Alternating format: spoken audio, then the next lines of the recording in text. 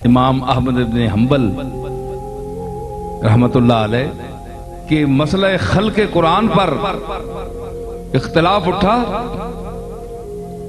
شخصی حکومت تھی، شخصی حکومت۔ اب تو مشرف صاحب کسی کو قتل نہیں کر سکتے،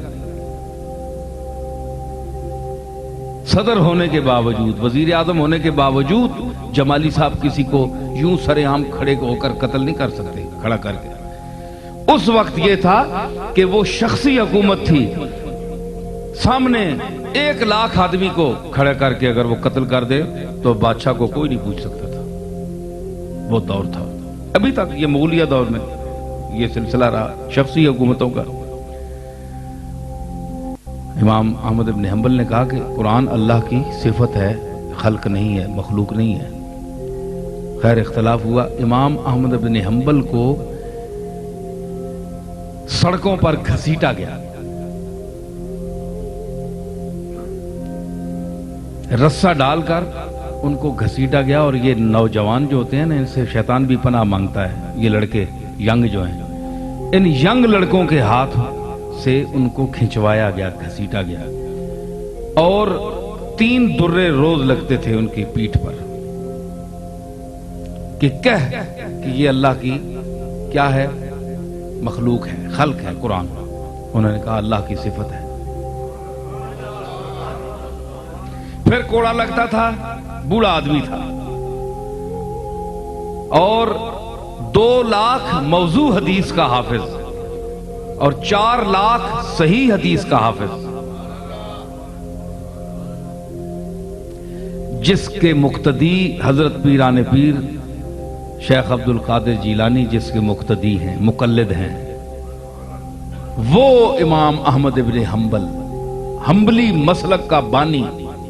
آج بھی حجاز مقدس، مدینہ شریف اور یہ مکہ شریف، یہ بھی حنبلی ہیں صاحب، وہاں فقہ حنبلی چلتی ہے، سارا حجاز حنبلی ہے۔ اتنا بڑا امام، اس کو گھسیٹا جا رہا ہے، اور ان کا وصال بھی اسی طرح ہوا، لیکن نہیں مانے، مر گئے، دنیا سے چلے گئے، لیکن اپنی ضد کو نہیں چھوڑا۔ یہ ہوتا ہے اہل علم کا مقام ہے۔ تو بادشاہ گھبرا جاتا تھا کہ اس بوڑھے کو جب ان کو باندھ کر دربار میں لایا جاتا تھا امام احمد بن حنبل کو، تو جو بڑے بڑے علماء اس دربار میں بیٹھے ہوتے تھے، بادشاہ کے چمچے علماء، جو احمد بن حنبل کی حق گوئی اور بے باکی کو گستاخی قرار دیتے تھے بادشاہ کی، وہ بیٹھے ہوتے تھے۔ تو جب اس بوڑھے کو لایا جاتا تھا تو وہ سارے لرزہ برندام ہو کر کھڑے ہو جاتے تھے کہ یہ ایک اللہ کا جلال ہمارے سامنے آ رہا ہے، اس بوڑھے کو مارا جا رہا ہے، اس کی بے عزتی کی جا رہی ہے، مگر یہ کیا کوہ استقامت ہے کہ سر منہ ہلتا نہیں۔ اور ہم ہیں اپنے گریبانوں میں وہ جھانکتے تھے کہ ہم کتنے کمینے اور گھٹیا ہیں کہ اس بادشاہ کو خوش کرنے کے لیے اس ازلی بادشاہ اور حقیقی بادشاہ کی عظمتوں کو بھول گئے۔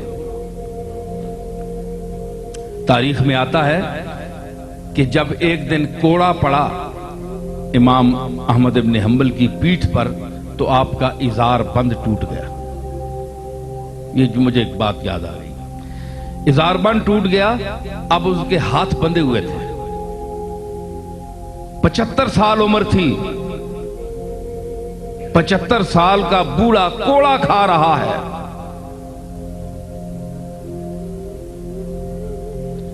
ازار بند ٹوٹ گیا، اب خطرہ تھا کہ میں ننگا ہوتا ہوں سر دربار، یوں اپنا رخ کیا آسمان کی طرف، رخ کیا اور عرض کی، اے میرے مالک، اب مجھے سر دربار ننگا کرتا ہے؟ میں نے کیا یہی جرم کیا کہ تیرے اس قرآن کو کہا کہ یہ تیری صفت ہے، تیری مخلوق نہیں ہے؟ اگر میں غلط ہوں تو مجھے ضرور بے عزت کر اس محفل میں سر دربار، اور اگر نہیں ہے تو میری عزت کو بچا۔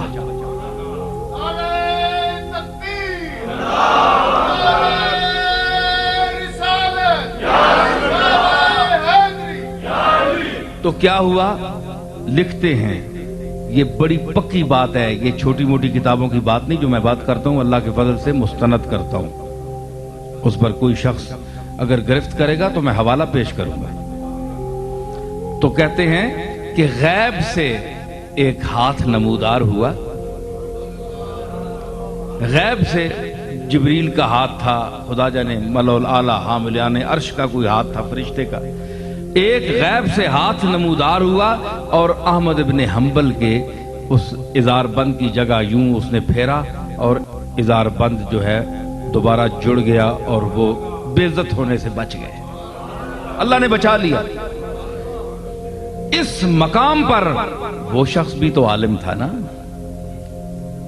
جو صاحب مذہب تھا، جو ایک مسلک کا موجد تھا، اس نے اپنے علم کو اللہ کی احکام کی بلندی کے لیے، ظلم اور تعدی کے خلاف آواز اٹھانے کے حوالے سے اس نے علم کو استعمال کیا، تو اللہ نے ہر جگہ اس کی عزت بھی رکھی، اس کا نام بھی پیدا کیا، اور آج تک، اور آپ کو سن کر حیرت ہوگی کہ احمد ابن حنبل کا مزار بھی کہیں نہیں ہے، حیرت ہے۔